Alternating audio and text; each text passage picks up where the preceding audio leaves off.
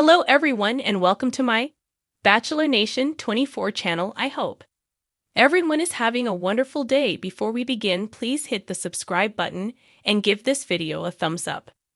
Joan Vassos shares update on golden couples she set up. Golden Bachelorette Joan Vassos found her happily ever after with Chalk Chapel. However, the other men in her season were also wonderful. So she decided to try and set up some of the women from the Golden Bachelor and the men from her season to see if there could be a love connection. She actually thought there could be several potential couples. Now she's giving an update on how it is all going. Are any of them dating? Keep reading to get all the details. Golden Bachelorette Joan Vassos gives update on her matchmaking. Golden Bachelorette Joan Vassos was so excited to play matchmaker and hook up her fellow friends and former Golden Bachelor contestants with the men on her season. Fans were also eager to see if any of these matches would work out. One of those matches was Leslie Fema and Jordan Heller. There was also Sandra Mason and Gary Livingston along with Jacqueline Shoney and Susan Knowles. Joan never named the three couples she tried to play Cupid with, but most assume it was these three. Now, in a recent interview with US Weekly, Joan revealed the status of these potential couples. Sadly, none of them worked out. Joan said, "None of them worked out. Can you believe it? I thought I was so good. I got this down. I thought at least one of them. I really had high hopes for one of them, and that one fizzled out the quickest. Not surprisingly, a lot of the guys from my season have paired off. Not with girls from the Golden Bachelor season." She went on to point out that the ladies on the Golden Bachelor were older than the men who had appeared on her season of the Golden Bachelorette. There is one couple who formed, but she didn't set them up. Joan Vassos also talked about the new relationship between Sandra Mason and Charles King. These two met and instantly hit it off. She said, "That one came as such a surprise. I was like, Sandra, what's happening?" I texted her right away and she's like, "Things are great." I said, "I hope you're enjoying my old boyfriend." "Just kidding." She's like, "Thanks for handing him over. That was not on my radar at all. That was so good." The two have said they are seeing where things go. Fans are loving them together. Joan Vassos has always believed in second chances. When she stepped onto the Golden Bachelorette stage, she wasn't just searching for love. She was championing it for everyone who dared to believe that life could still surprise them. Months after the final rose, Joan isn't just reminiscing about her own journey.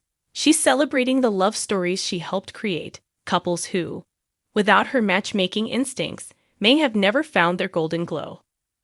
In a sun-drenched interview filmed in her garden, Joan sat, barefoot and laughing easily, surrounded by blooming sunflowers and a few mischievous neighborhood cats.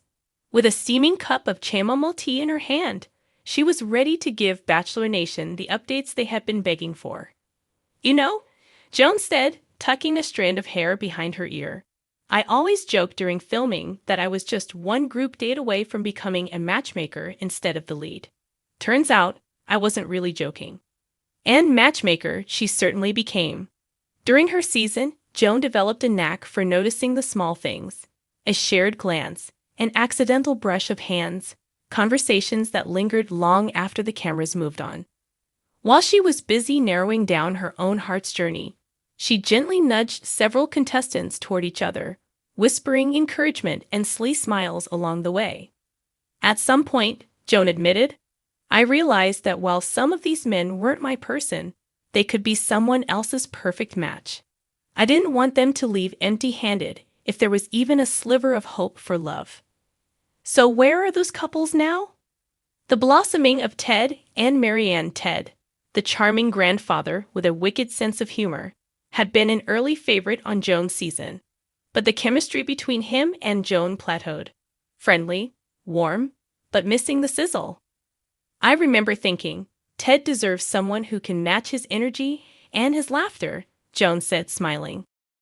Enter Marianne, who arrived later in the season as a surprise guest.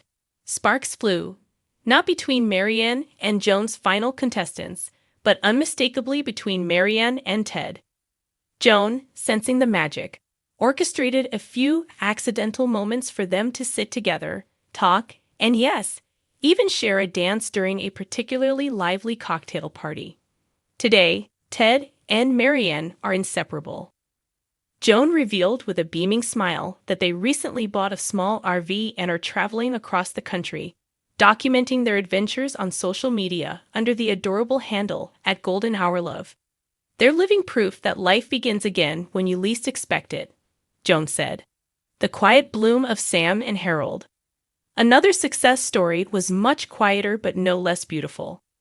Harold, a soft-spoken retired librarian, had connected with Sam, a bright-eyed yoga instructor who joined the season with her rescue dog, Willow, in tow. Joan had immediately noticed the gentleness in Harold's demeanor and how he lit up around Willow, and consequently Sam. Sometimes, love doesn't announce itself with fireworks, Joan reflected. Sometimes it's just a steady flame that refuses to burn out. Harold and Sam now co-run a cozy bookshop/yoga studio in Vermont, blending their passions into a life neither of them thought they'd find again.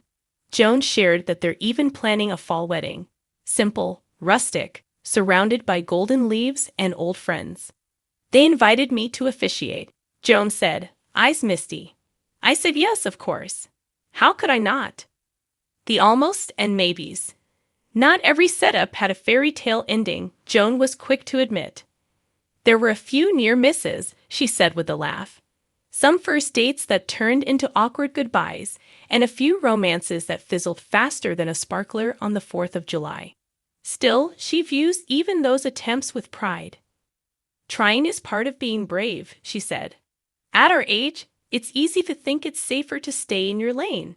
But opening your heart, even if it doesn't work out, is the real win. She shared a particularly funny memory about two contestants she tried to pair off, only for them to realize, mid-latte, that they were second cousins. Bachelor Nation nearly had its first genealogy scandal, Joan joked. Thank goodness for family trees. Joan's own golden glow. As for Joan herself, she smiled coyly when asked if she was still with her final pick from the show. You'll have to wait and see, she teased. But I will say, love looks different at different ages. It's less about the butterflies and more about the peace someone brings you, the feeling that you're finally home. Her cryptic answer only fueled fan theories, but one thing was clear, Joan was happy. Radiantly, deeply happy. And if that wasn't love, it was something pretty darn close. Her message to the golden generation. Before the interview wrapped, Joan grew serious for a moment, speaking directly to the camera. And to every heart, young or old, still waiting. I want everyone watching to know, it's never too late. Not for love, not for friendship, not for joy. Whether you're 25 or 75, you are still worthy of finding someone who sees you, who values you, and who laughs at your terrible puns. She chuckled softly. And if you're lucky, maybe you'll find someone who makes you laugh so hard you cry. Or someone who makes sitting in silence feel like the greatest conversation of your life. As the sun set behind her, casting a golden haze across her garden, Joan stood and waved. Love doesn't have an expiration date, she called over her shoulder. It just keeps getting better, like a fine wine or a well-told story. And with that, Joan Vassos, accidental matchmaker, eternal romantic, and golden bachelorette queen, walked off into the soft evening, leaving behind a trail of hope and a garden full of growing things. Would you also like a shorter, fun social media version too, like what Joan might post herself?